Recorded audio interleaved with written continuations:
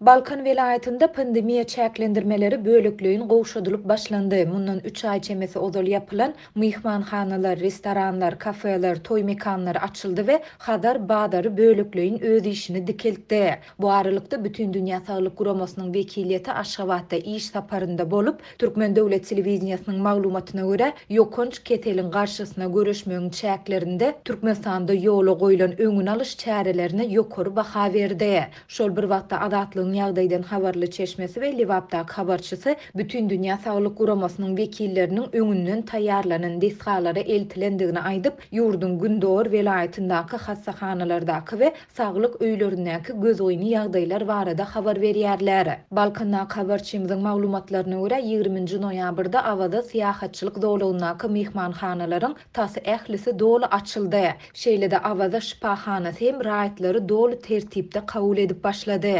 Türkmenbaşy we Balkanawat şäherlerindäki restoranlar, kafeler, toy mekanlary hem açyldy. Hadar badary bölüklüğin öz işini dikeldip, ol hepde 2 gün işleýär. Onuň ýakyn günlerde dolu açylmagyna garaşylýar. Türkmenistanda koronavirusyň ýeki ýagdaýyny da resmi taýdan hasaba almadyk Türkmen häkimetleri şu ýylyň tomuz paslynyň ahirinde bir karantin çäklendirmelerini girdiler. Badarlary, restoranlary, ilata hyzmat ediş nokotlaryny we güýmünje merkezlerini yapdylar. Ýurdun içinde transporty çäklendirdiler. Bu waka ýurtda virusyň mögjen mahalyna gabat geldi.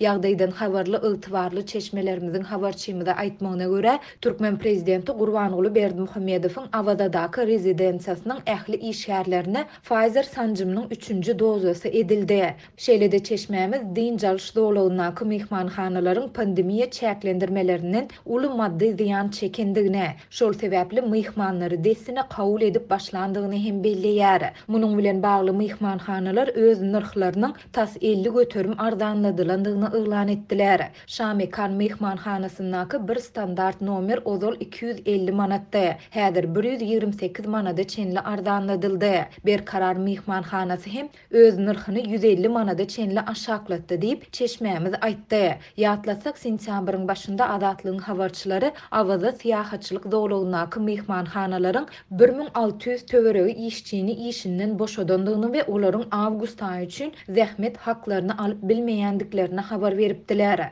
Adatlyk ýokarda aýdylanlar barada awada etrap häkimliginden we awada milli syýahatçylyk dowlugynyň baş müdirliginden, döwlet arasaçylyk we keserleriň ýaýramagyna garşy görüşmek gullugundan we agdalan mihmanhanalardan goşmaça maglumat ýa kommentari alyp bilmedi. Türkmen häkimetleri ne girdilen çäklendirmeler ne de olaryň möhleti barada resmi derejede beýanat bilen çykyş etdiler. Ýöne ýurtda pandemiýa çäklendirmeleriniň gowşadylyp başlanandygy barada geçen hepdäniň başynda Mardan we Liwapdan hem maglumatlar gelip gowşdy.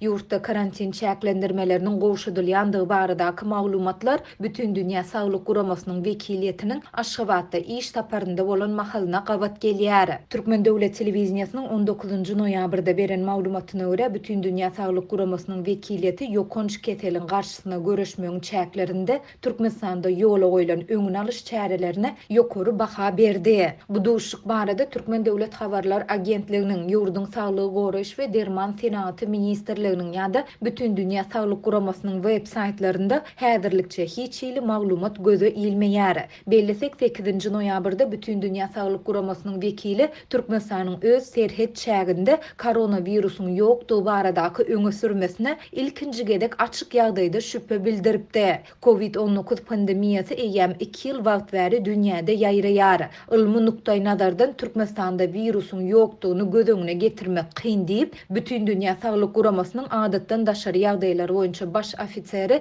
Catherine Smallwood BBC'ye beren interwýusunda aýtdy. Bu habarlaryň arasynda Adatlygyň ýagdaýdan habarly çeşmesi we Liwapdaky habarçysy bütün Dünya Saglyk Guramasynyň wekilleriniň ýeni öňünden taýýarlanan desgalary eltilendigini aýdyp, ýurdun Günnor vilayatyndäki hassahanalardaky we saglyk öýlerindäki gözoýny ýagdaýlar barada habar berýärler. Türkmen telewizionyasynda ýene-de şol öňkü spektakl gurnaldy. Bütün Dünya Saglyk Guramasynyň wekillerini ýeni öňden taýýarlanan ýerlere eltdiler. Olar şäher we etrap hassahanalarına eltilmedi. Bu ýerdäki hassahanalarda koronavirus näsaglary beýlede dursun. Ýöneki sırkawlaryň bejerge alma üçin de kadaly şert ýok diýip çeşmemiz gurrun berdi. Ol sevitlerde kassahanalaryň tas ählisiniň 1960-njy ýyllarda gurulandygyna ünsü çekip, bularda awatlaýyş işleriniň geçirilmän, doly ýykylyp täzeden gurulmalydygyny hem aýtdy. Hassahanalarda her ýyl saglyk işärleriniň hasabyna boýaw işleri geçirilýär. Olaryň diwarlary jaýrylyp ýatyr, hajathanalara girer ýaly däl. Otoglar tomsuny ot ýaly ıssy, gyşyna buz ýaly sowuk, gyşyna gyzgyn suw hem ýok. Saglyk işärleri medisina eşiklerini hem öz hasabyna satyn alýarlar. Näsaň bejerge almak üçin hiç şeýle şert ýok diýip çeşmämiz sözüni jemledi.